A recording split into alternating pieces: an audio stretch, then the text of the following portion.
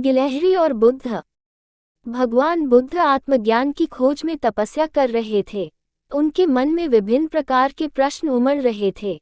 उन्हें प्रश्नों का उत्तर चाहिए था, लेकिन अनेक प्रयासों के बाद भी उन्हें सफलता नहीं मिली। वे आत्मज्ञान की प्राप्ति के लिए कठोर तपस्या करने लगे। अनेक कष्ट सहन किए, कई स्थानों की यात्राएं की, परंतु जो समाधान उन्हें चाहिए था वह उन्हें मिला नहीं। एक दिन उनके मन में कुछ निराशा का संचार हुआ।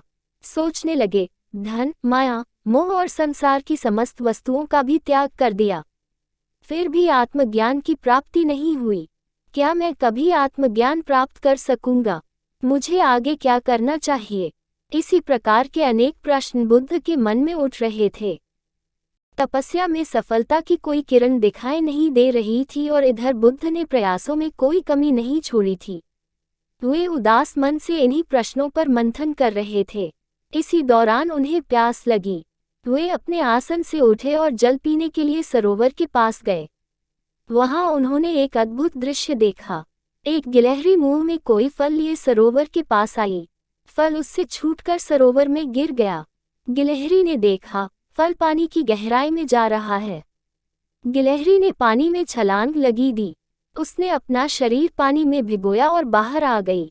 बाहर आकर उसने अपने शरीर पर लगा पानी झाड़ दिया और पुनः सरोवर में कूद गई। उसने ये क्रम जारी रखा। बुद्ध उसे देख रहे थे, लेकिन गिलहरी इस बात से अनजान थी। वह लगातार अपने काम में जुटी रही। बुद्ध सोचने लगे, ये कैसी गिलहरी है? सरोवर का जल ये कभी नहीं सुखा सकेगी, लेकिन इसने हिम्मत नहीं हारी।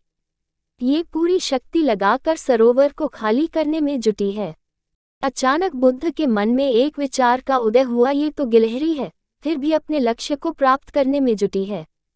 मैं तो मनुष्य हूँ। आत्मज्ञान प्राप्त नहीं हुआ तो मन में निराशा के भाव आने लगे। मैं पुनः तपस्या में जुट जाऊंगा। इस प्रकार महात्मा बुद्ध ने गिलहरी से भी शिक्षा प्राप्त की और तपस्या में जुट गए। एक दिन उन्हें आत्मज्ञान प्राप्त हो गया और वे भगवान बुद्ध हो गए।